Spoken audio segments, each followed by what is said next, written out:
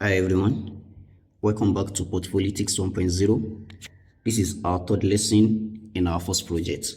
In this lesson, we are going to be taking a look at how to import our clean data set into MySQL database and also how to automate any new entry in the Excel file into the database. So let's get started by creating a new MySQL connection. Here is our MySQL Workbench interface. So let's create a new connection.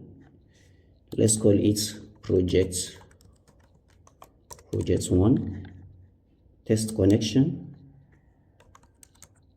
password, okay, and okay. Here is our test connection. So let's create a new database. We can name the database e-commerce, then apply and finish.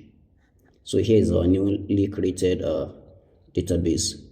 So for this database, let's create our table. We are creating 3 tables here. That is, we are creating the customer table, the product table, and the transaction table. So I've already written the query for the table creation. Let me copy and paste it, then explain. Alright, here is our customer table. Create table, that is the query for creating table customer. And our customer table has different fields like customer ID, the name, the gender, the email, and the remaining. The customer ID is our primary key, that's our unique value. Every customer is attributed to a particular unique customer ID. Then name, variable character, not null, that is, it must not be empty. For the gender column also, as in the gender field, a variable character, the email, variable character, not null. The date of registration is in dates format. The shipping address is in text format. Text format in SQL means combination of text, that is written words, numbers, symbols, and the likes. So we also have lower point, which is an integer, that is number, phone verified in variable character, and also email verified in variable character. So let us simply run our customer table and see what we have. Control then enter. As you can see beneath, the table has been created. So next, up to the product table. The product table also has a unique key called product ID, which is the primary key, product name, unit price, which is in integer, then stock also is in integer.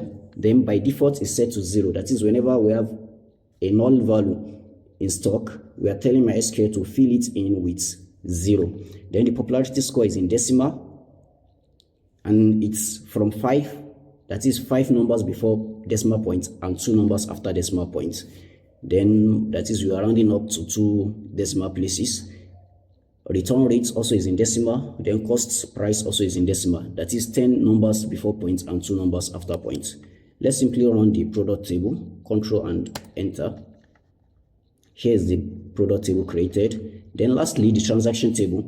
In the transaction table, we have the transaction ID, which is our primary key. Then customer ID. The customer ID here, it's a foreign key because it's a primary key in another table, which is the customer table. So it's a foreign key here, and the constraint here is not null. Then the card start timestamp is in date format. Also the transaction timestamp, a date format. Transaction duration, which is in seconds, is also in integer format. Quantity integer, like that. Then also we are referencing the customer ID, which is a foreign key in our transaction table, back to the customer table by using this line, foreign key, customer ID references to the customer ID in the customer table. Likewise, the product purchased here. Product purchased. The product purchased is also a foreign key in the transaction table because it's the primary key here in the product table. So we also reference it back. This will give us the privilege to do any analysis on all the tables together because they are now connected. That is, the transaction table is connected to the product table and also connected to the customer table. So let's simply run this, Control and enter. Now the 3 tables are being created. We can simply check it through by refreshing these tables. As you can see, these are the 3 created tables. Now, the next step now is to populate our created table with our data. For us to do this, we'll be using VS Code, as we'll be using Python script for that. And the reason why we are using Python script is for us to make our automation more easier. Loading it with Python will make our automation more easier. So let's add on to the VS Code interface, which we'll be using to write our Python scripts. So here is the VS Code interface. Click on Open Folder. The folder we'll be using here is the folder that we save our data into, which is data folder here. Double click on it, select folder. And now, as you can see,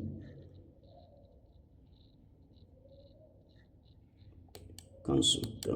As you can see, we can see that these are our data: clean customer, clean products, clean transaction, customer. These are the uncleaned one, but these are the cleaned one that we'll be using for our analysis. Simply right click here and click on new file. Let's call our new file app.py and click enter. So these are new file. So for us to work on this, we'll be using various libraries. We'll be importing various libraries like the pandas library, the login library to undo any error, and also the SQL alchemy. The SQL alchemy is very important here. If you don't have it in your Python environment, it's advisable to install it by simply using pip install SQL alchemy, and also MySQL alchemy together like this. Alchemy.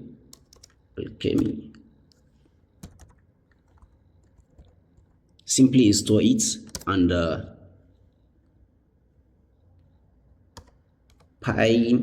MySQL, that is Python MySQL, for those of us that were using SQL flavor. So let's simply import the necessary libraries. Import, we'll be using pandas for our data frame as PD. Then we'll also import login to undo any potential error. Then lastly, we'll also be importing our create engine to connect to the database.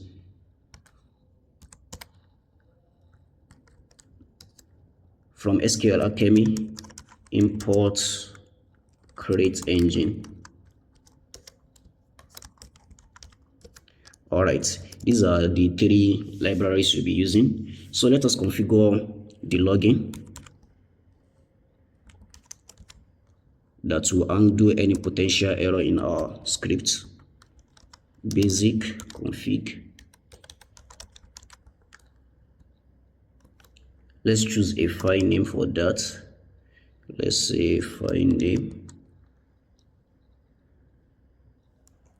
Let the file name be, let's call the file name error or errors.log.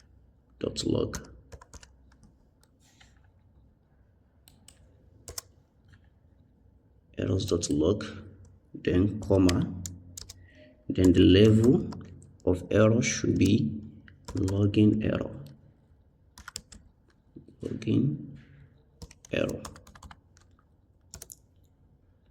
Then the format of the error, let's choose a format that the error will appear in. Let's say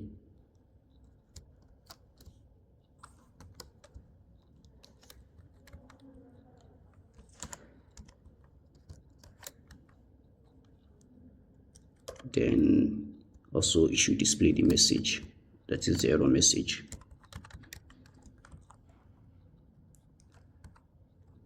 All right, so after configuring the login, let's go ahead and connect to the database. But before creating the connection, let's define some of our details, some of our connection details, like the user, the database user, the database password, the host, and the name. So let's say db user. By default in MySQL, the user is root, then db password, that is as the database password. Let's say my password here is password, very simple, and db host, we are hosting it on local, we are hosting it locally, so it's local host. Then db name, that is the database name. We just created that, which is our e-commerce database, e-commerce. So let's move ahead and create the MySQL connection. That is, we want to connect our Python script with our MySQL database. So let's name the variable engine. Then we're using the create engine that we just imported. We can simply use an F string here so that it will make our work neater. SQL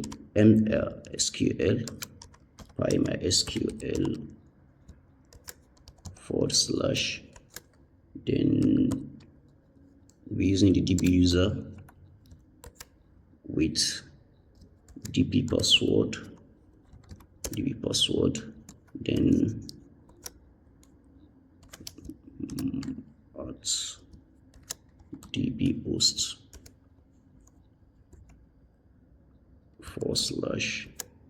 the database name. All right, this line of code will connect, is creating as a MySQL connection with our database.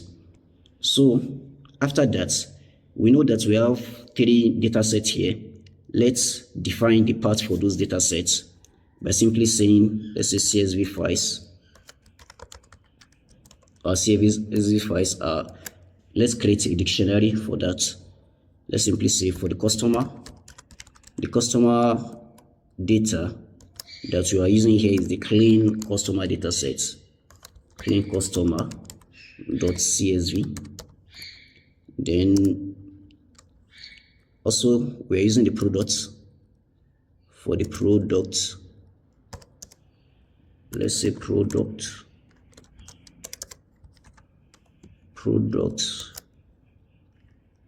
we'll be using the clean product CSV file,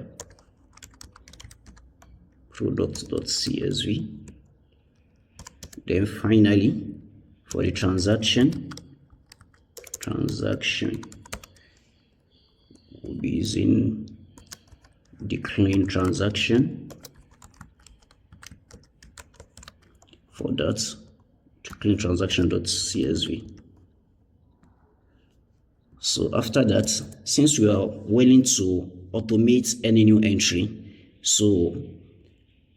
and we don't want any duplicates whenever we are running our Python scripts.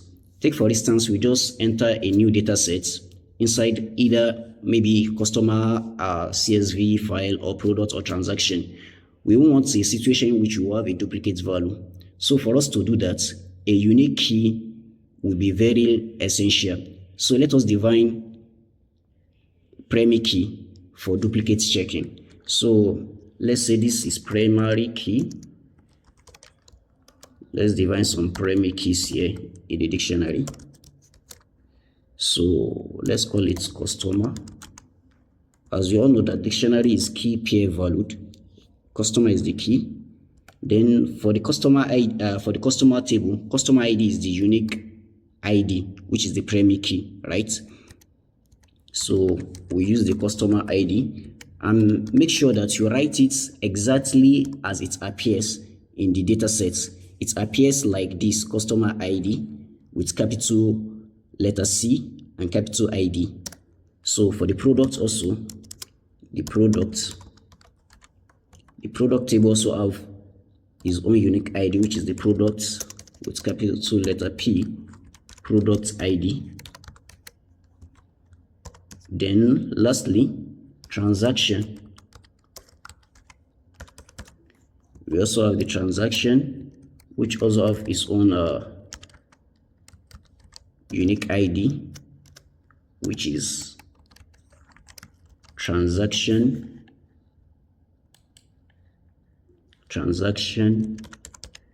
ID.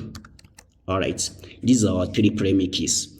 Now let's add on to defining the function that will execute all these processes. So let's define a function. Let's call the function, let's say CSV to SQL. So what are the parameters for this function? Let's pass in some attribute like the table name. Then also let's say the file path. Then lastly, let's say primary key. So from there, let's try to handle any error with try and except block. Let's say try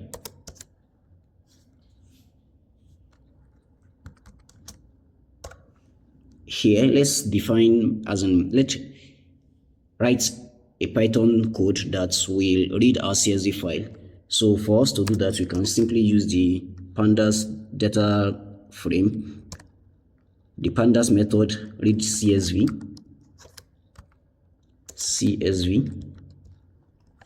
So it should read the file paths. Then after that, let us fetch any existing record from MySQL.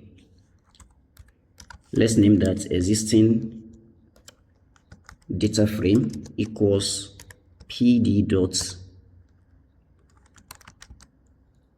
let's say read SQL. Then let's have a select statement inside that. Select everything from our table name. Then let's connect it to the engine. Connect to engine. What this line of code is simply doing is that whenever our new data is being read, as in whenever the data set is being read using pd dot read CSV file, the next step is that the data, as in the records in MySQL, will be fetched. The existing record already that is in the database, it will be fetched by using this statement, this query, that is select everything from maybe the customer table, that is this table name might be the customer table, it might be the product table or the transaction table. So that's what this line of code is doing. After reading it there, then we'll try to compare if the data sets already in the MySQL database correspond with the newly fetched, as in with the newly read data sets.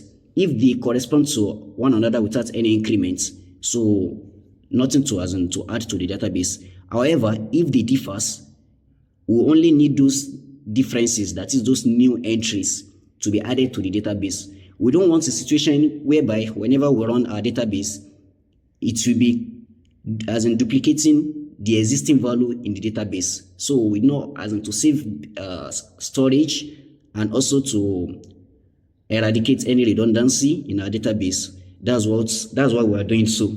So next, let us define any new entry by using this variable. If you have any new data, we should have something like this. We should negate that primary key. If it is in existing, if it appears here,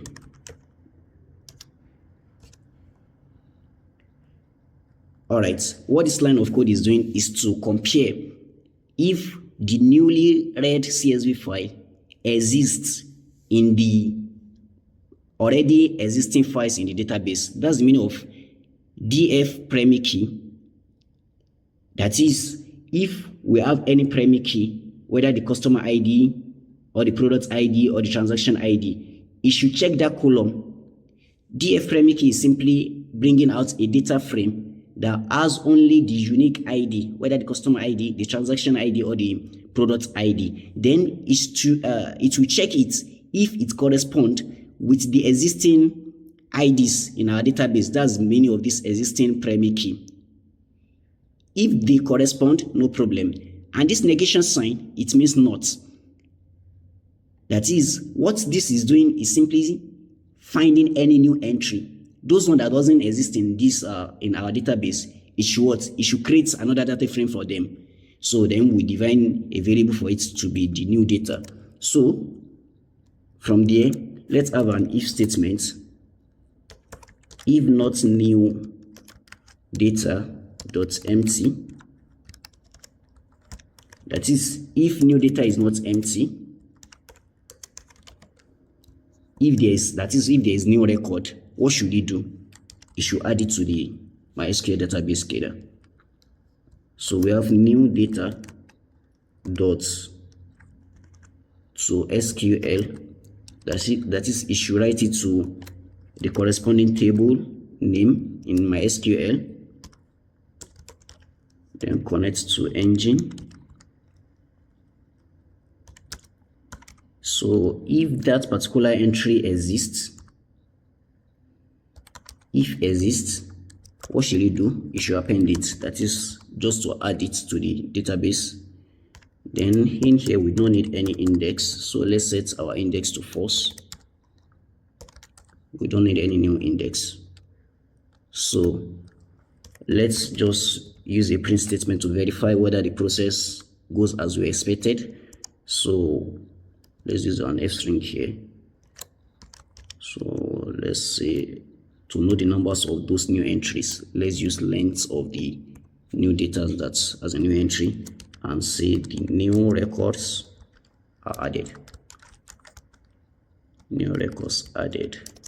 New records added to the table, which is the table name. Else, if it is not like that, our print statement should return no new record found, or let's say no new records for the table name. All right, that's our try block. So if there's any error, we can simply undo that with our exception block as an exception statement by saying exception as E.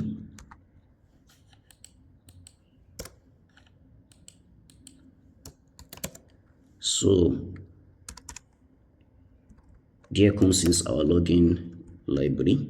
So let's say login error.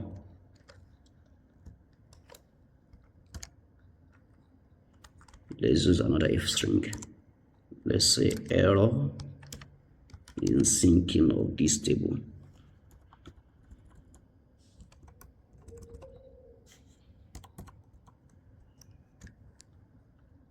We are using table, the table name.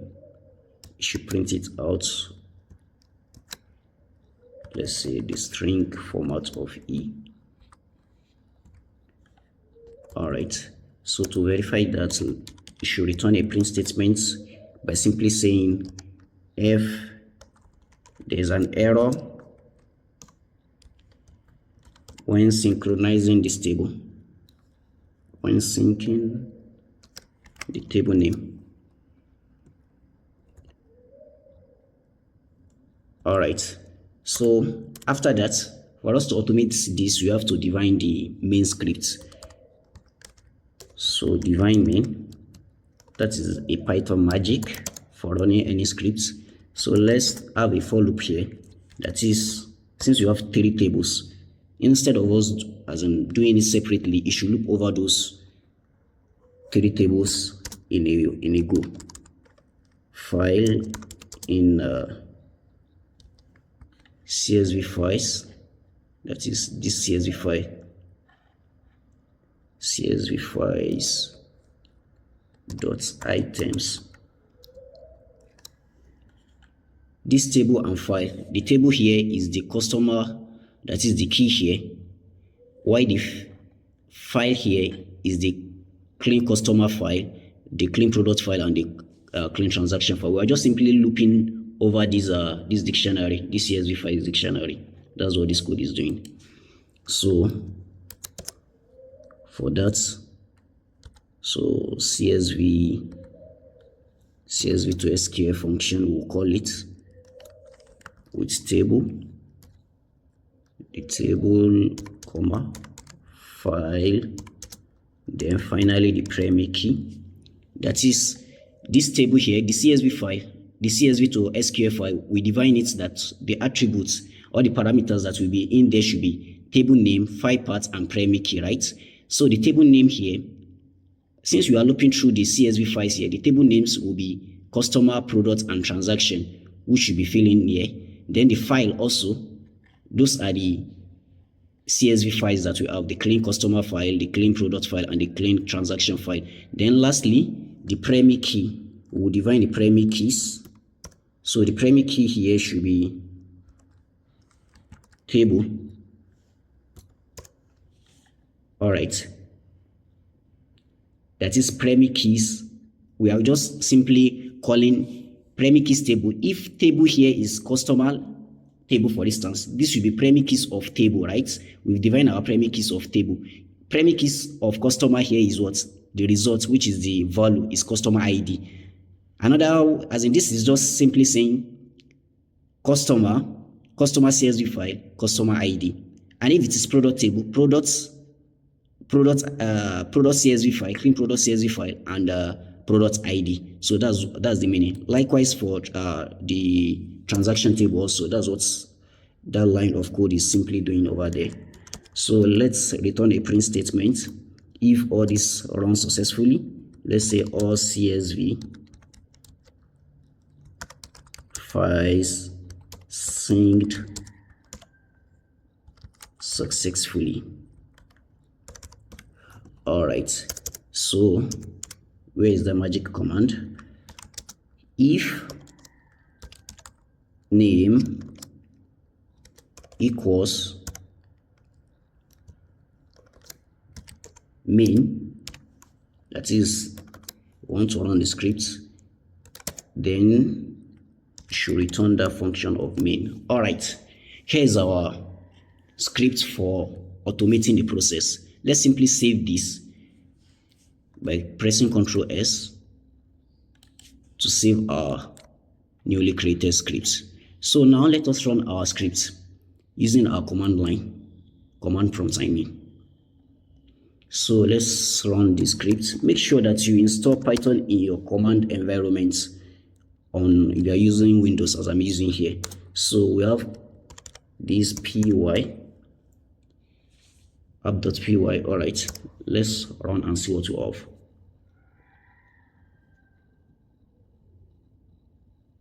It's taking some time, but let's wait for that. Let's wait for it.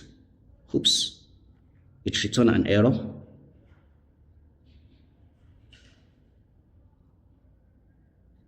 All right. I think the error comes from when we are defining this, as in when we are connecting to our MySQL database. Let's simply look at that and see what we have.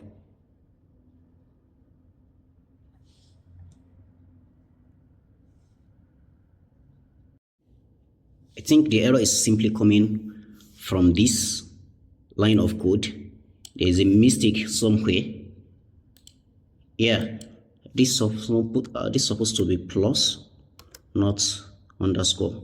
So let's rerun our code and see what we have.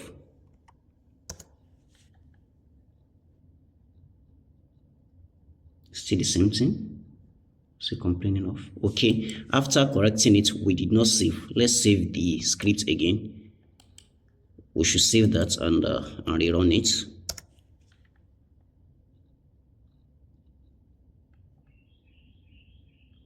Still same thing. MySQL.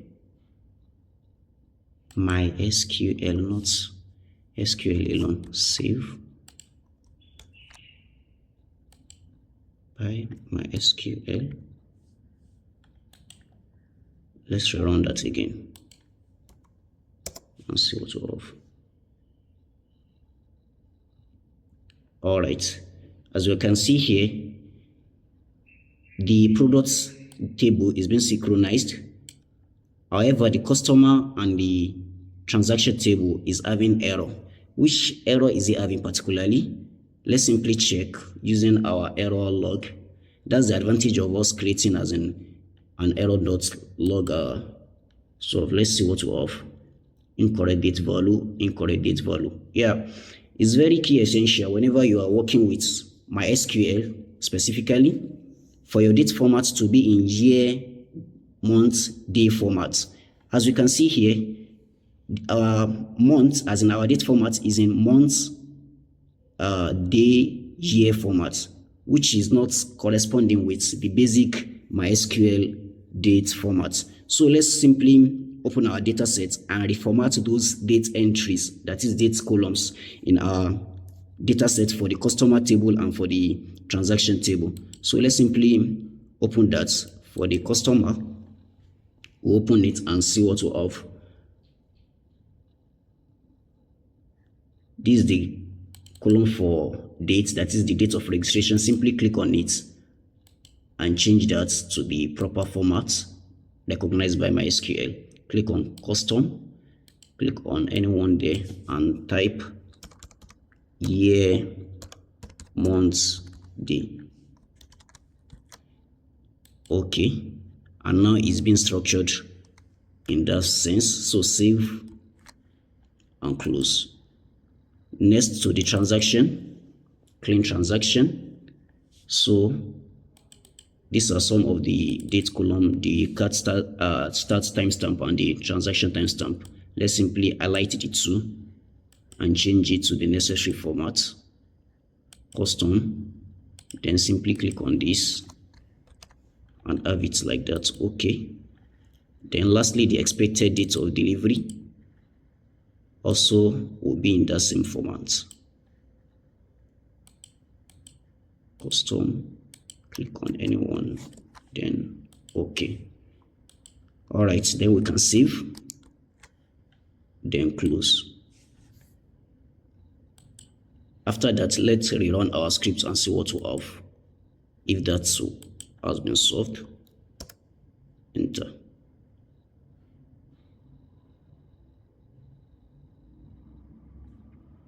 As you can see, 1,246 new record has been added to the customer table. That is, the customer table has been populated with those with our data. Then no new record for products. Since we are running the scripts, the product scripts, as in the product entries, has already been uploaded in our data set. We can confirm that by just simply let's check through. Let's just select some entries to confirm that the product table has been populated already from products. Let's see the first 5 entries there, then control enter. As you can see, here is our entries, the first 5 entries for the products table. So it has been there already. So our script is functioning properly because when we run it, it doesn't duplicate, as in re-add any new entries from the column. So it just return no new record for products, then 1,396 new record added towards transaction. So now our table has been populated with some data. So we can verify that by just using the select statement for them. Let's also view the customer table. Let's say customer, control enter. As you can see here, this is the customer table. Then lastly, for the transaction table, let's have it like this. Transaction, then control enter. As you can see, now the date is in proper format. All right, so next is to simulate a situation in which you have new entry in our data set. Let's say maybe in the customer data set, for instance, or in the transaction data set. Let's simulate that. This is the clean customer. Simply click on it. And let's go to the last entry here. Let's simulate a new entry.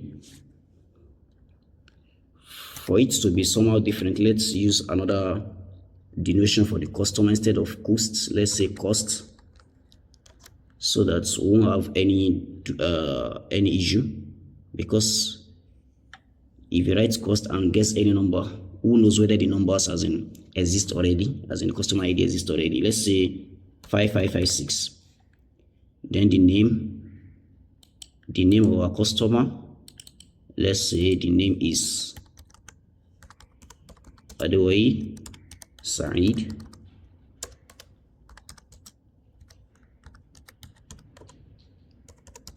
Damlola. Then the gender, let's say is a male. Then the email, we can have it like this. Let's say otherwise .dml@gmail.com.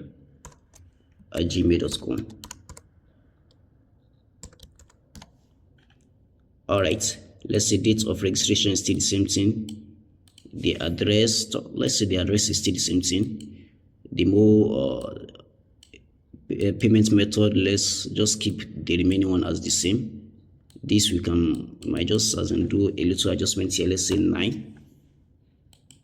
Email, phone verified, cancel. Phone verified, no. Just let us use it just like as a simulation of that. Now we've done that.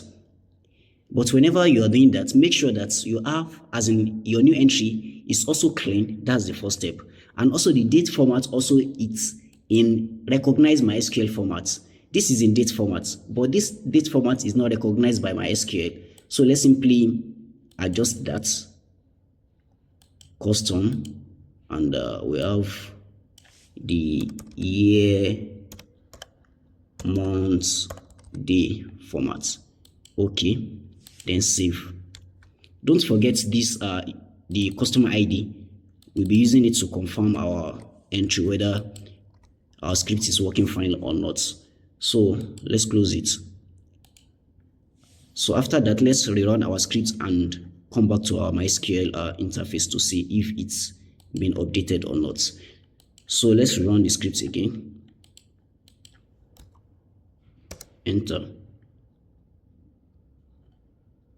As you can see, it's working fine. One new record added to the customer table. So we can confirm that new record by simply clicking here, and let's say from customer, right? Let's say where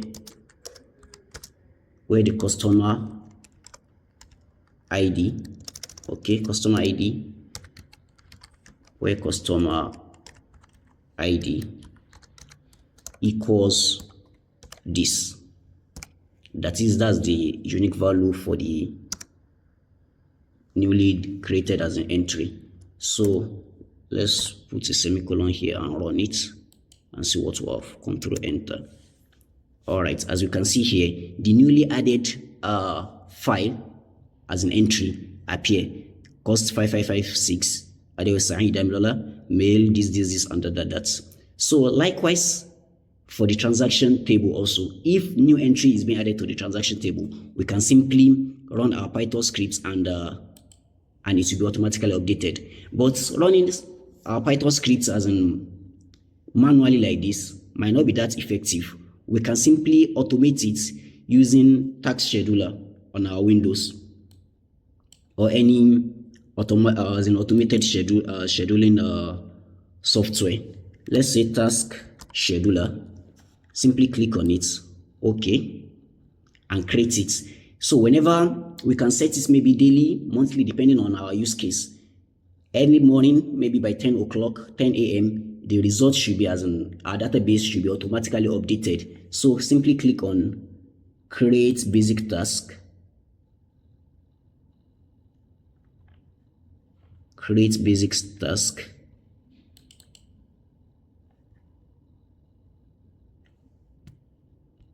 All right, let's say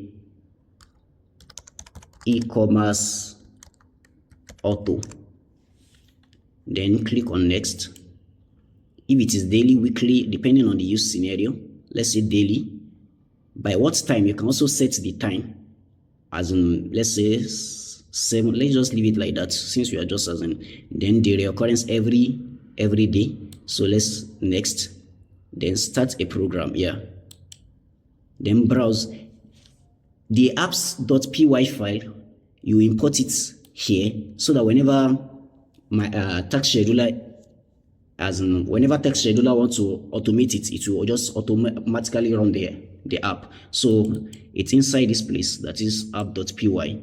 Then we open, then next, then finish, and that's all.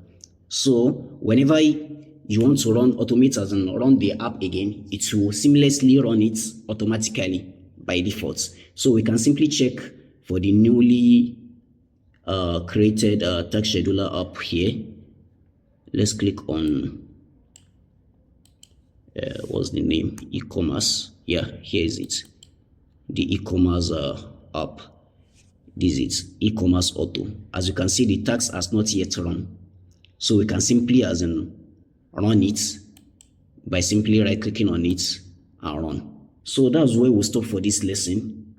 In the next lesson, we'll be looking at how to analyze our data sets using MySQL. As you all know, that we've disassembled our problem into 3 basic chunks, which is the profitability, the sales cannibalization, and also this customer segments. So how can we analyze this using MySQL and derive an insightful response? So in the next video, we shall be looking into that. Thank you for listening. See you in the next video.